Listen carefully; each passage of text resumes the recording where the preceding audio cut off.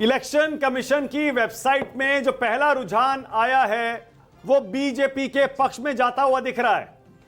Election commission की website ये कहती है कि भारतीय जनता पार्टी एक सीट पर आगे चल रही है और वोट प्रतिशत अभी तक जितना आया है उसमें बीजेपी को 56.83 56.83% वोट मिल रहे हैं और आम आदमी पार्टी को 39.21। यह इलेक्शन कमीशन की वेबसाइट का बहुत ही दिलचस्प आंकड़ा जो शुरुआती रुझानों में यह कहता है कि बीजेपी और आम आदमी पार्टी में कोई टक्कर ही नहीं है। बीजेपी को मिल रहे हैं 56-57% वोट और आम आदमी पार्टी को शुरुआती रुझान में मिल रहे हैं 39% के आसपास वोट।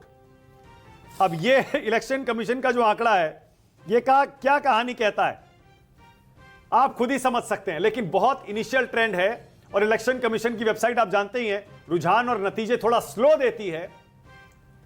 पर हमारा जो आंकड़ा इस समय आपकी स्क्रीन पर दिखाई दे रहा होगा आपको, वो ये कह रहा है कि आम आदमी पार्टी शुरुआती रुझानों में बढ़त बनाए हुए है बीजेपी पर। 19 और 17 का यह मुकाबला फंसा हुआ है।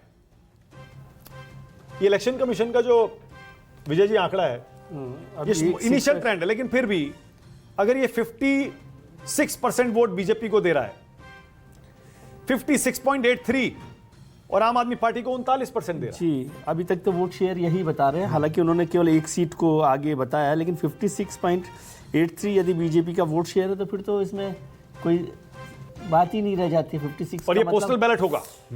हाँ, ये पोस्टल बैलेट है। हाँ। तो 56% से तो मतलब बीजेपी सरकार बना सकती है यदि आज अभी इसको भी देखा जाए पोस्टल बैलेट को। ऐसा ना हो कि बिल्कुल नतीजा पलट जाए। बिल्कुल पलट जाए, ये हो सकता है, क्योंकि आम आदमी पार्टी के पास 54% क्योंकि बहुत फर्क पड़ रहा है ना, 39.21% है।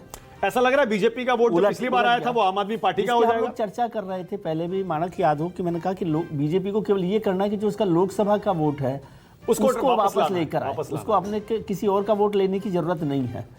तो यदि ऐसा होता है, लेकिन ये भी अभी पोस्टल बैलेट की बात है और उन्होंने अभी केवल एक सीट आगे बताई है। और इलेक्शन कमीशन ये कह रहा है कि विश्वास नगर की सीट से ओम प्रकाश शर्मा आगे चल रहे हैं। वो ओम प्रकाश शर्मा जो पिछले 10 सालों में कई बार विवादों में आए, लेकिन अगर वो अपनी सीट पर विश्वास नगर से आगे चल रहे हैं तो आप अंदाजा लगा सकते हैं कि बीजेपी अपने परंपरागत गढ़ पर अपनी बढ़त अभी भी बनाए हुए है। विजेंद्र गुप्ता रोहिणी से आगे चल रहे हैं। ये सिटिंग एमएलएज हैं बीजेपी के जो अपनी सीटों पर आगे चल रहे हैं और इनके लिए दोनों ही मजबूत कैंडिडेट हैं। मजबूत कैंडिडेट प्रकाश शर्मा भी और विजेंद्र गुप्ता भी वो ऐसे लोग हैं जो दिल्ली के लोकल लीडर्स माने जाते हैं, जिनका बड़ा लंबा रहा। विजेंद्र गुप्ता जब विधानसभा में रहे तो हमेशा ही हंगामे में रहे, बहुत बार उनकी तस्वीरें उनको टांगने की दिखती। लेकिन ओपी शर्मा को लेकर मुझे याद है कि जब टिकट देने की बात आ रही थी तो उस समय बहुत सारे लोगों ने कहा कि नहीं अब बहुत टाइम हो गया, अब थोड़ा बदलाव किया जाए, एंटी इनकम्बेंसी है, 10 साल में काम कितना है। लेकिन उसके बाद भी अगर ऐसे रुझान है तो अपने आप में बहुत चौंकाने वाले हैं। यहां तो देखिए जो आंकड़ा आप देख रहे हैं उसमें ऐसा लग रहा है आम आदमी पार्टी बीजेपी पर बढ़त बनाए हुए है, मुकाबला लेकिन फंसा हुआ है। लेकिन इलेक्शन कमीशन की वेबसाइट अब यह कह रही है कि 2 सीट का रुझान आ चुका है और उन दोनों सीटों पर बीजेपी आगे है। इलेक्शन कमीशन की वेबसाइट के मुताबिक 2 सीटों पर बीजेपी आगे है और 2 ही सीटों के रुझान अभी इलेक्शन कमीशन बता रहा है। लेकिन वोट परसेंट पर अगर नजर डालेंगे आम आदमी पार्टी 41% वोट ले रही है और बीजेपी का वोट परसेंट घटकर 53.79% हो गया है, करीब 54%। यानी थोड़ा तो करेक्शन इसमें हो सकता है, पर फिर भी अगर शुरुआती रुझानों में ही इलेक्शन कमीशन की काउंटिंग में बीजेपी दोनों सीटों पर बढ़त बना रही है। विश्वासनगर और शाहदरा 2 सीटें हैं, संजय गोयल वहां पर है। अब आम आदमी पार्टी 21, बीजेपी 18। ये ओवरऑल ट्रेंड्स हैं दिल्ली के। 25 हो गई आम आदमी पार्टी, बीजेपी 15 हो गई।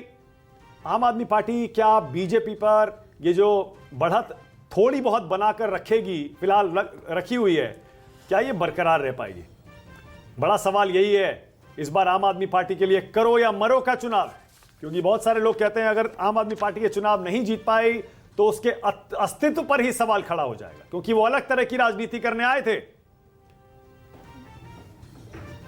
अब 2 सीटों पर कांग्रेस आगे, बादली और देवली, यानी 2 सीटों से कांग्रेस के लिए भी खुशखबरी आ रही है।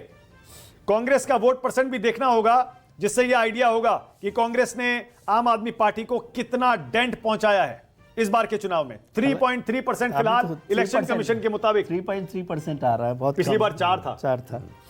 लेकिन तो इसका मतलब 3.3 में तो इसका मतलब लग रहा है कि कांग्रेस ने बहुत ज्यादा गेन बिल्कुल नहीं किया और आम आदमी पार्टी को कोई नुकसान पहुंचाया है, ये कहना गलत होगा। अब थोड़ा सा बढ़ गया है आम आदमी पार्टी का, 41.03% उन्होंने कहा है और बीजेपी को 53 पर आ गए। हाँ, यानी ये थोड़ा सा तो इसमें गैप अभी कम हो जब रहा है। शुरू होगा तो काउंटिंग अभी शुरू नहीं हुई है पूरी तरह से।